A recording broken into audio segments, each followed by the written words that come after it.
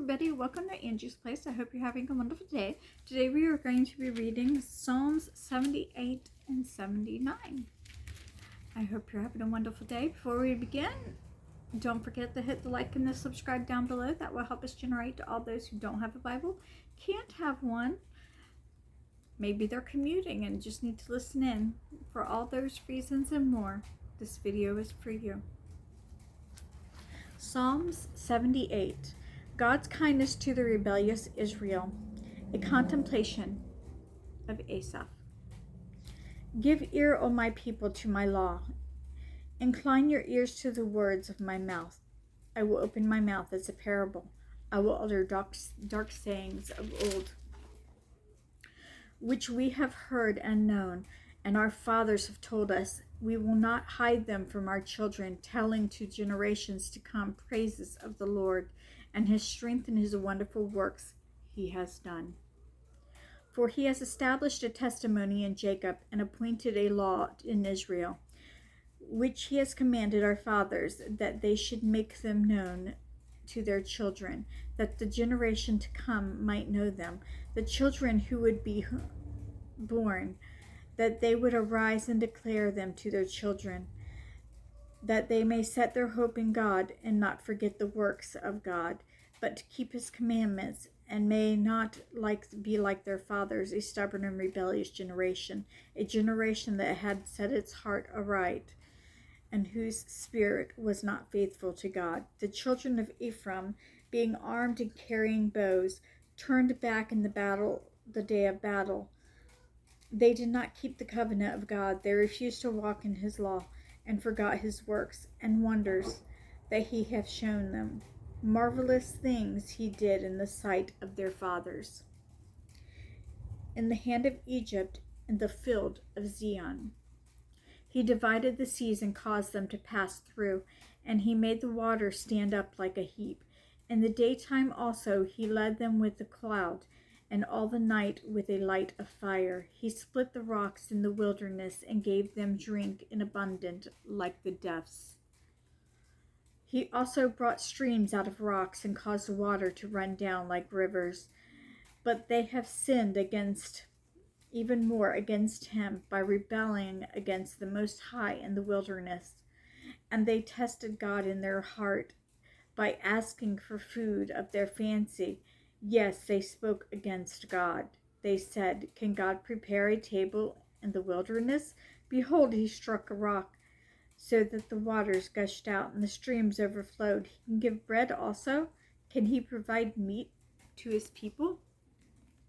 Therefore the Lord heard this and was furious.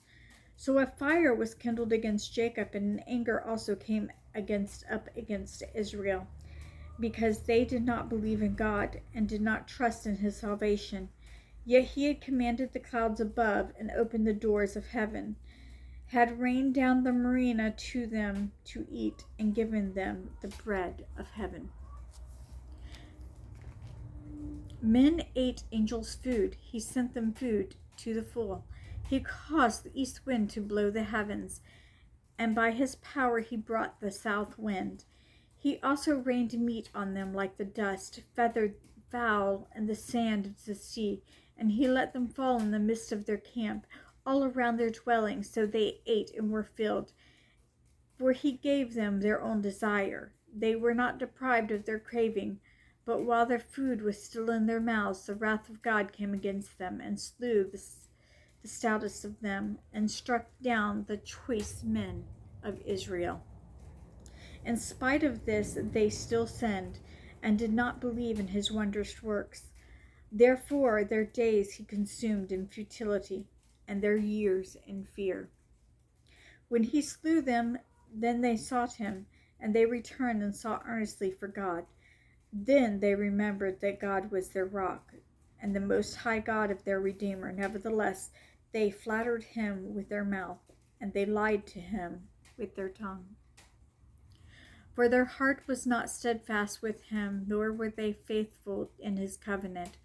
But he, being full of compassion, forgave their iniquity, and did not destroy them. Yet many a time he turned his anger away, and did not stir up his wrath. for he remembered that they were but flesh, a breath that passes away and does not come again. How often they provoked him in the wilderness and grieved him in the desert. Yes, again and again they tempted God. They limited the Holy One of Israel. They did not remember his power, the day when he redeemed them from the enemy. When he worked his signs in Egypt and his wonders in the field of Zon, turned their rivers into blood, their streams that they could not drink. He sent swarms of flies among them, which devoured with them, and the frogs which destroyed them. He also gave them crops to the caterpillar, and their labor to the locust. He destroyed their vines with hail, and their sycamore trees with frost. He also gave their cattle to hell, and their flocks to fiery lightning. He cast them in the fierceness of his anger, wrath, indignation, and trouble, by sending angels of destruction among them. So because they didn't listen,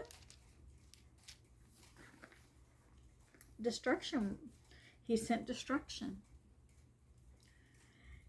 He made a path for his anger. He did not spare their soul from death, but gave life over to the plague and destroyed all the firstborn in Egypt, the first of their strength in the tents of Ham. But he made his own people go forth like sheep and guided them to the wilderness like a flock. And he led them on safely that they did not fear. But the sea overwhelmed their enemies, and he brought them to the holy border, the mountain which his right hand had acquired. He drove out the nations before them, allotted them inheritance by survey, and made tribes of Israel dwell in their tents. Yet they tested and provoked the Most High God, and did not keep his testimonies, but turned back and acted unfaithfully like their fathers. They were turned aside like deceitful bow, for they provoked him in anger and their high places, and moved him to jealousy with their carved images. When God heard this, he was furious and greatly abhorred Israel, so that he forsook the tabernacle of Shiloh, the tent he had placed among men, and delivered his strength into captivity, and his glory into the enemy's hands. He gave his people over to the sword, and was furious with his inheritance. The fire consumed their young men, and their maidens were not given in marriage. Their priests fell by the sword, and their widows made no lamentation. Then the Lord awoke as from a sleep, like a mighty man who shouts because of wine, and he beat back his enemies, and he put them in perpetual reproach. Moreover, he rejected the tent of Joseph, and did not choose the tribe of Ephraim, but chose the tribe of Judah, Mount Zion, which he loved. And he built his sanctuary like the heights, like the earth with which he had established forever. He also chose David his servant, and took them from sheepfolds, and following the ewes that had young, he brought him, the shepherd Jacob his people, and Israel his inheritance. So he shepherded them according to the integrity of his heart, and guided them by the skillfulness of his hands.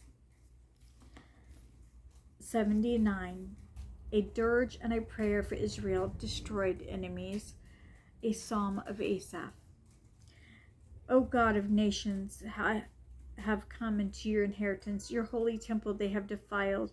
They have led Jerusalem in heaps. Dead bodies of your servants they have given as food for the birds of the heavens, and the flesh of your saints to the beasts of the earth. Their blood they have shed over like water all around Jerusalem, and there was no one to bury them. We have become a reproach to our neighbors, a scorn and derision to those who are around us. How long, Lord, will you be angry forever? Will your jealousy burn like fire? Pour out your wrath unto the nations that do not know you, and on the kingdom that do not call on your name, for they have devoured Jacob and laid waste to this dwelling place. Oh, do not remember former iniquities against us. Let your tender mercies come speedily to us, for they have been brought very low. Help us, O God of our salvation, for the glory of your name, and deliver us and provide atonement for our sins. For your name's sake, why should the nations say, where is God? Let there be known among the nations at our sight the avenging of the blood of your servants which has been shed. Let the groaning of the prisoner come before you according to the greatness of your power. Preserve those who are appointed to die, and return to your neighbors sevenfold into their bosom their reproach with which they had reproached you, O Lord. So we, your people, sheep of your pasture, will give you thanks forever. We will show forth your praise to all generations. I believe that is the end of this one, if I can ever get to the page to turn. But I am pretty sure that was the end of it, and it is. And I hope you have a blessed day today. But before you go, please don't forget to hit the like and the subscribe. That generates this, obviously, which I said at the beginning, to all those who need it. And also don't forget to check out our thing on Revelations and the End Times, Proverbs, the New Testament, and Women of the Bible. Have a blessed day. Until next time.